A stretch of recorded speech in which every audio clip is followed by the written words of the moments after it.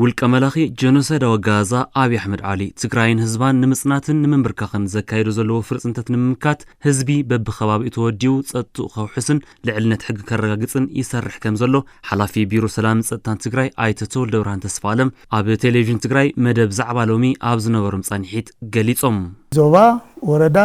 ጣብያ ትሕቲ ዘሎ ናይ ህዝቢ ውዳበታት ከባቢኡ ተወዲቡ ኸጽር ኣሎ ከባቢኡ ተወዲቡ ክሕሉ ኣሎ ኣብ ዙርያ ሰላምን ጸጥታን ቀዳምነት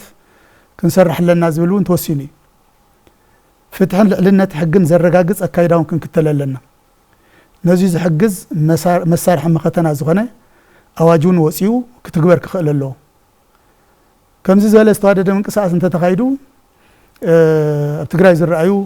ዝተፈላለዩ ጸገማት ብቐሊሉ ሓፂር ግዜ ምቁፅጻር ይከኣል እዩ ምፍታሕ ይከኣል እዩ بمسرت زدما اب سفراليا كابتات تግራይ ሕብረተሰብ ተወዲቡ ጸጥታ ከባቢኡ ኣምሓስ ይሰርሕ ከም ዘሎ ዝገለጹ ኣይተ ተወልደ ብርሃን ከም ውጽኢት ድማ ዘይሕጋውያን ኣካላት በመሓዝ ንኣካላት ጸጥታ ከም ዘረከቡ ይሕብሩ ናይ ጸላእቲ ስርገት ቀሊል ኣይኮነን ሓደ ውሽጥና ልኡኻትን ባንዳታትን ኣለውና እዮም ካልኣይ ካብ ርሑቕ ልኡኽ ተዋሂቦም ዝተፈላለዩ መሳርሒ ሒዞም ዝመጹን ኣለዉ استفلتو استتحزلو زفلتو ግን ኣብ ክትትል ዘለውን ኣለው ስለዚህ ሕብረተሰብ ነዞም ከምዚ ዝበሉ ባንዳታት ልኡኻት ጸላእቲ ረመጽ ክኸውን ክእል ኣለዎ ህዝቢ ትግራይ ንዘካይዶ ዘሎ ቃልሲ ህላው ንምትዕንቃፍ ምስ ሓይልታት ጸረ መኸተ ዝተሰለፉ ኣካላት ናብ ዓዶም ክምለሱ ካቢኔ መንግስት ትግራይ ብመሰረት ዝወሰነ ውሳነ ብርክት ዝበሉ ኣካላት እቲ ጻውዒት ተቐቢሎም ናብ ዓዶም ከም ዝኣተው ድማ ኣይተ ተወልደ ብርሃን ተስፋለም ይገልጹ بفصام سراح بهراو كللاو መንግስት ትግራይ ዝወፀ መፈጸም ማንዋል ቢሮ ሰላም ጸጥታን የሐላፍነት ተዋሂቡ ዘሎ ቢሮ ሰላም ጸጥታን ምስካሎት ኣብቲ ማንዋል ተቀሚጦም ዘለው አካላት ኮይኑ አብይ ኮሚቴ ተጣይሹ በብዋኑ ተፈጻጽማት መደብ እና ተገምገመ ዝኸደሉ ኩነታት ኣሎ ክሳብ ሕዝብ ዘሎ ምንቅስቃስ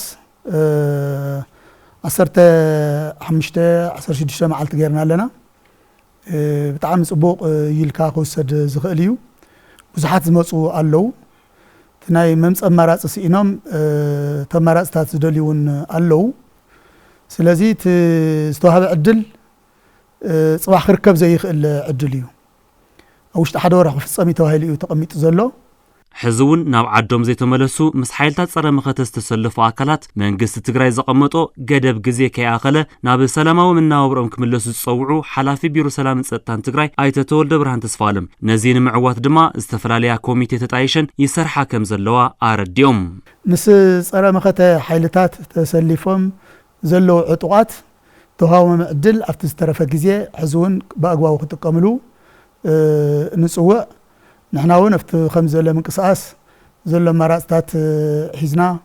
يتحدثوا سلطنا هبنا بسلامنا محبرسهم تمليسهم بسلام زنورلو اب هلوات ندحنነት ትግራይውን ተረኦም ጻወትሉ ምቹ ባይታ ምፍጣር አስተዋጽኦ ዘሎ ስራሕ ክንሰርሕ ኢና ዝብል